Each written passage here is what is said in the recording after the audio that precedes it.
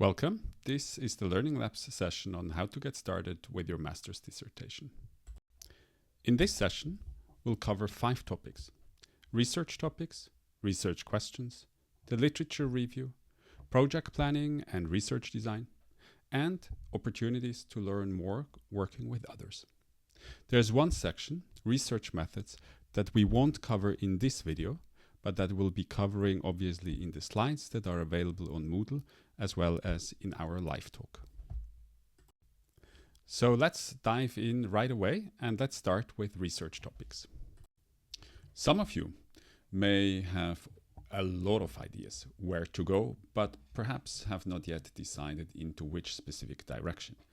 Some of you may have no clue at all and haven't had time perhaps to think about what you would like to do and what you'd like to research about in your dissertation. And some of you may have a couple of topics or perhaps already a clear idea. And from all these places, and that's perfectly normal to be on the left-hand side, on the right-hand side, or here somewhere in the middle of this spectrum, all of you eventually will get to the point where you can say, I've made a firm decision about my topic. And the next few slides will hopefully give you some input into moving in that direction. Now, a good place to start exploring your interests is, for example, but by all means not the only way, using literature that you have come across either in your course or elsewhere that you find interesting. So let's have a look at the example here on this slide. This is a journal article from the Journal of Social and Economic Development. And by looking at its title, we can already identify key terms that define the content. For example, we see that it's about gendered vulnerability or vulnerability on its own. It's about tsunami. It's about the sociology of disasters. It's focused on Sri Lanka. And by defining and recognizing these key terms, we have a very clear starting point that helps to delineate the area of research that you would like to focus on. As you embark now on this journey to research and write your dissertation, you can use the literature that you are reading for your courses already for your dissertation. For example, look out for key terms that you like, or perhaps also views or perspectives that you don't agree with. Keep a notebook where you can file candidates of topics that you are interested in. Write down key terms and aspects in this notebook that you might like to include or that you might like to explore further for your research and why this is interesting to you. And discuss your ideas and research topics with others. For example, you could speak with your research supervisor, you can speak with your academic mentor, or you could also come, of course, to the Learning Lab and book a study advisor. In the next step, let's turn now to research questions. Now, a good way to learn more about research questions, again, is using existing papers. So let's use the paper I've introduced before, and let's look here at a paragraph that the author wrote.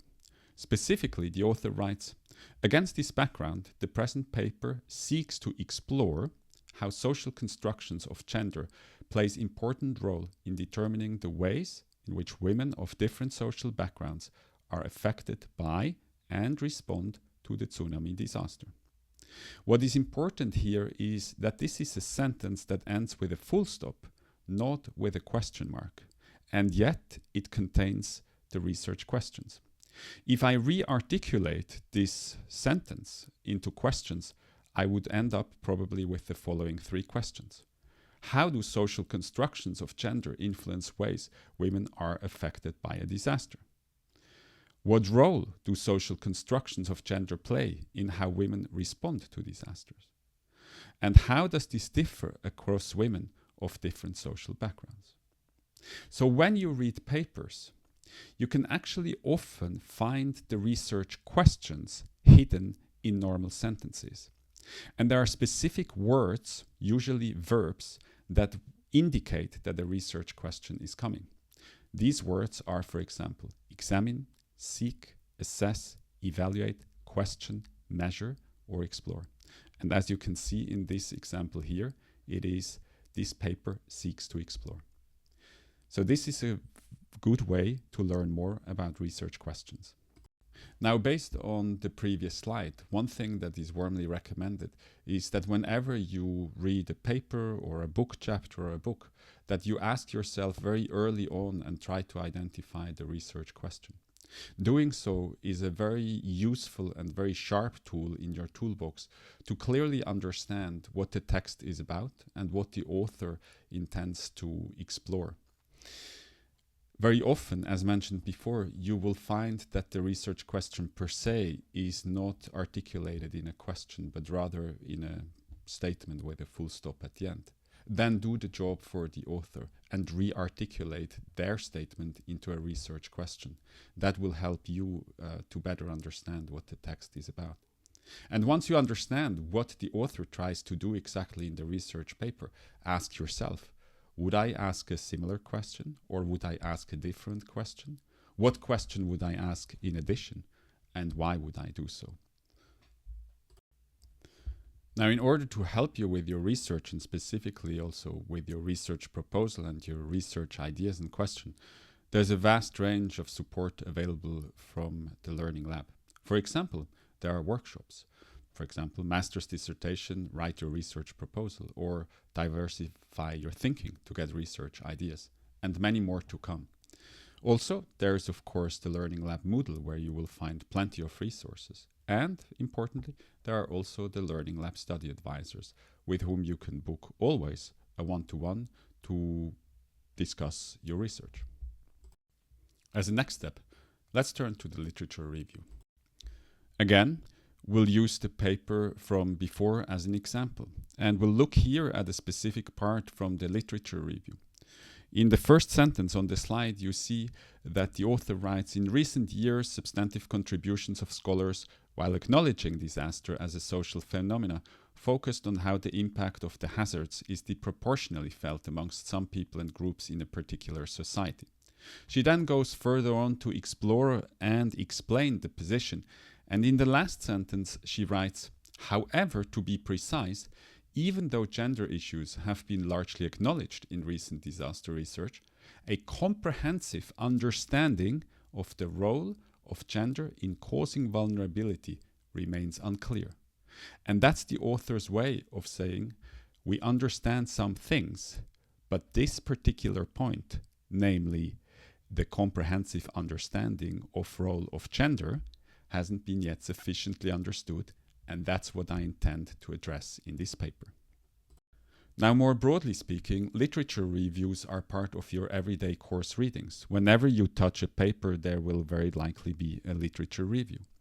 And that's important because the literature review is there for the author of the paper to explain what the existing literature is that exists, and to explain to you as the reader how they see the existing literature being relevant to their research. So they put themselves ultimately in the middle and explain how the existing research they have found and deem relevant sets the context.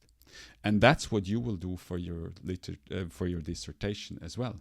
Your task is to explore the existing relevant literature and then to explain in your literature review what is the relevant literature that builds the context for your research. As a next step, let's look now at project planning and research design. Now, when it comes to planning your dissertation, I have one main message for you. Start early. Don't make the mistake that I made with my own dissertation at LSE, for I started far too late.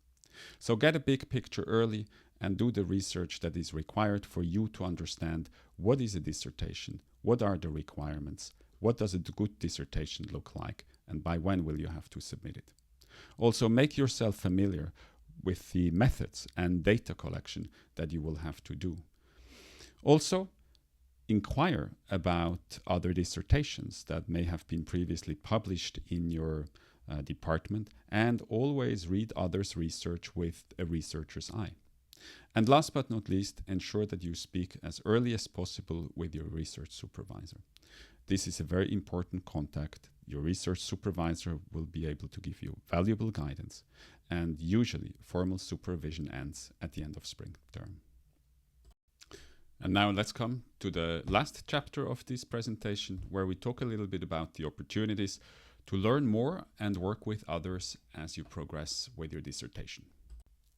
Around the LSE, there's a vast range of people and specialists that you can work with and that you can ask for advice. There are, of course, your dissertation supervisor and your academic mentor. Sometimes they are one and the same person, but not always.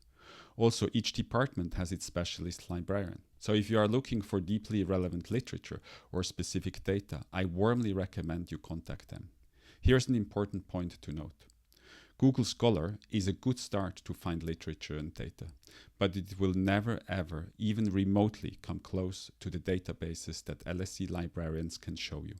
The quality of the data and papers you will find in those databases with tailor-made algorithms are vastly superior to Google Scholar, which barely mentions to scratch on the surface in comparison. Of course, you can also speak with a Learning Lab study advisor. They are very knowledgeable, and many of them have studied at LSE and written a dissertation themselves, so they will be familiar with all the challenges you may be facing.